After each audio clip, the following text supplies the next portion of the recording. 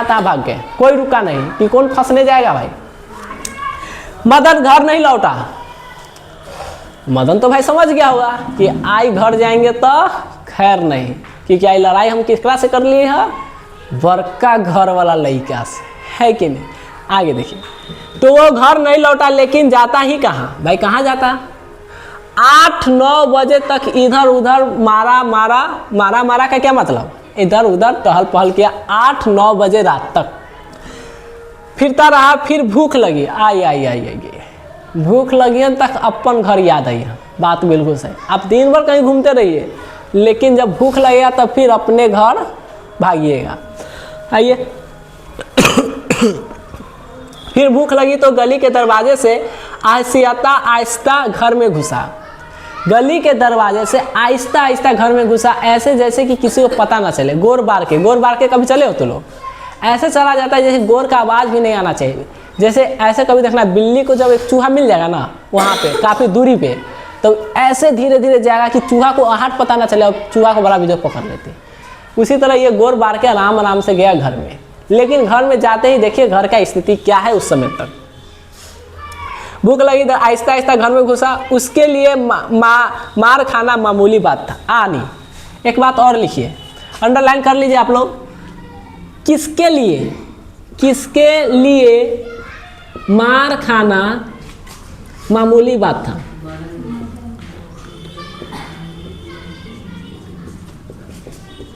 मदन के लिए। मदन गरीब के लड़का अक्सर मार खाते रहता है घर पे, आजू बाजू गांव में, क्योंकि उसको सिस्टम पता नहीं रहता है कहाँ पे कैसे रहना चाहिए, क्या करना चाहिए। वो अक्सर भी मार खाते रहते।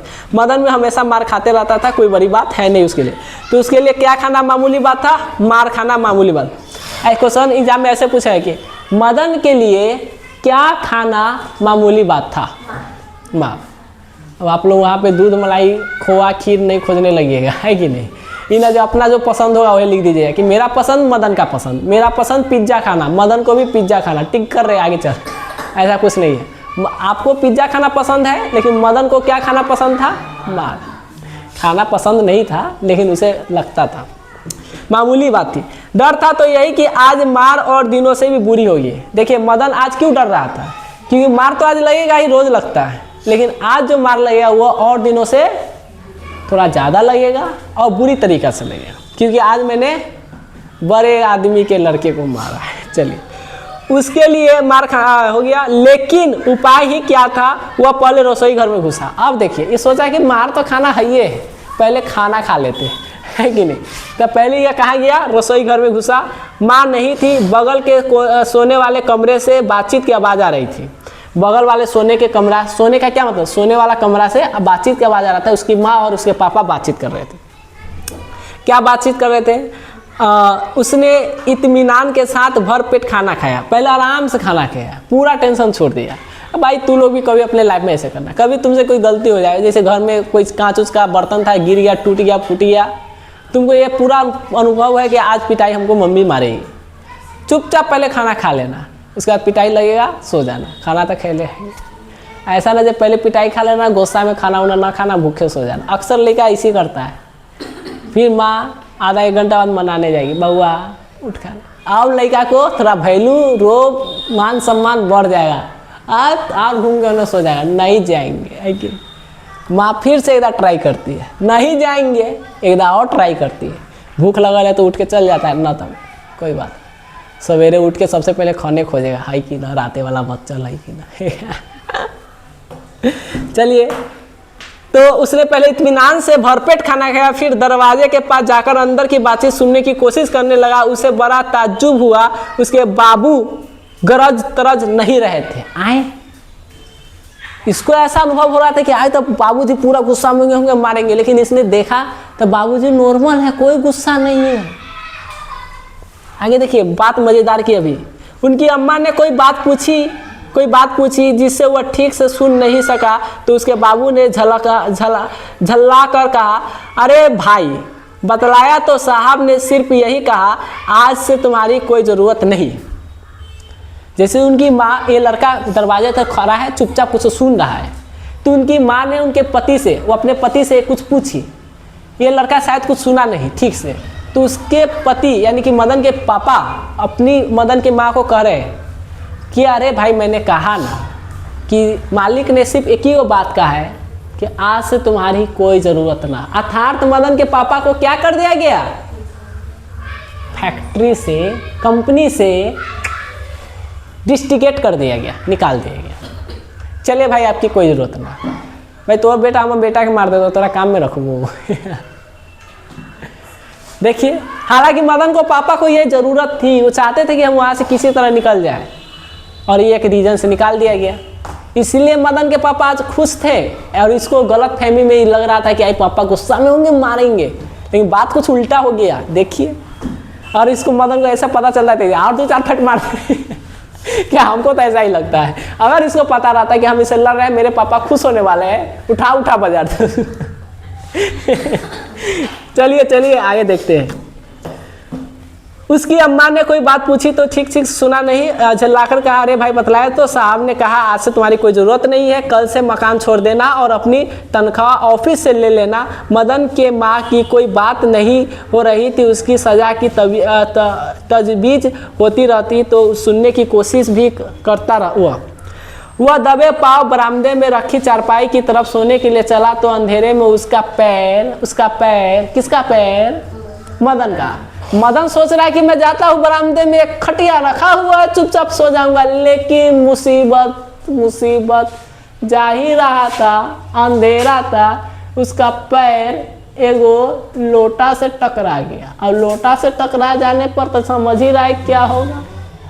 लोटा से आवाज आई टन टन टन। हाँ, बिलैया घुस गए। ये बड़का बिलैया है मदन, 4 पैर वाला बिलैया है कि नहीं?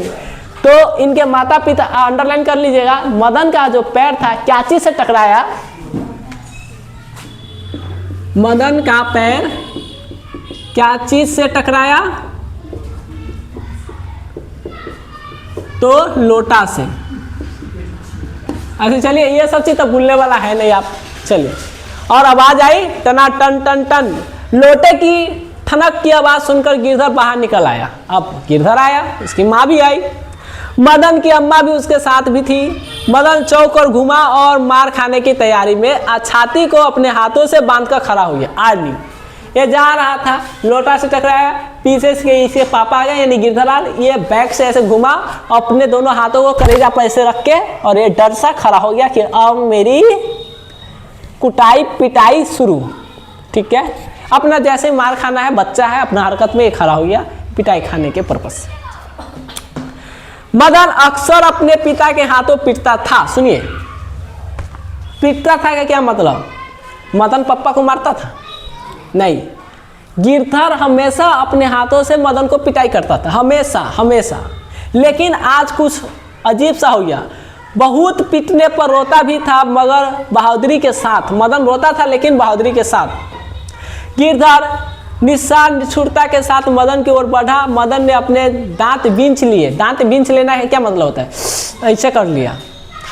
मदन के पापा मदन के पास धीरे धीरे आ रहे हैं। मदन सोच रहा है कि अब पिटाई लगने वाला है, तो वो अपने दांत को ऐसे दांत पर दांत चला के बींच रहा है, पीस रहा है, और अपने करेजा को हाथ से थामे हुए है, मतलब पूरी तैयारी में मार खाने के लिए।